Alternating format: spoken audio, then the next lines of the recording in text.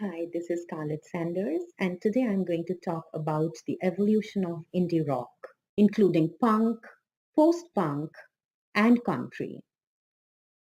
The terms alternative rock and indie rock were used interchangeably in the 1980s. But after many alternative bands followed Nirvana into the mainstream in the 1990s, indie rock began to be used to describe those bands, working in a variety of styles that did not pursue or achieve commercial success.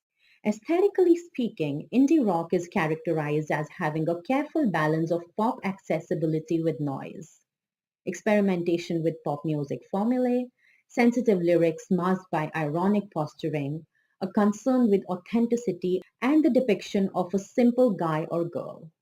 Indie rock is also identified as including a number of varying musical approaches not compatible with mainstream tastes.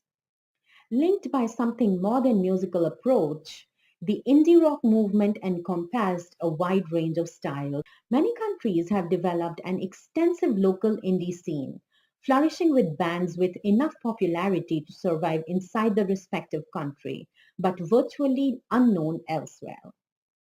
Indie rock has been identified as a reaction against the macho culture that developed in alternative rock in the aftermath of Nirvana's success. Indie rock is noted to having a relatively high proportion of female artists compared to preceding rock genres, a tendency exemplified by the development of the feminist-informed riot girl music. It's interesting that BBC documentary Music for Misfits, The Story of Indie, pinpoints the birth of indie as the 1997 self-publication of the Spiral Scratch EP by Manchester band Buzzcocks. Although Buzzcocks are often classified as punk band, it has been argued by the BBC and others that the publication of Spiral Scratch independently of a major label led to the coining of the name indie. In the mid-1980s, the term indie began to be used to describe the music produced on post-punk labels rather than the labels themselves.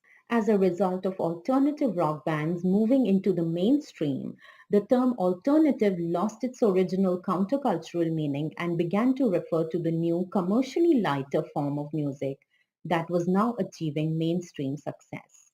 It can easily be said that staying independent became a career choice for bands as the principle of resistance to the market evaporated in favor of the more synergistic culture. The term indie rock became associated with the bands and genres that remained dedicated to their independent status. I'm going to talk more about this subject in my next post.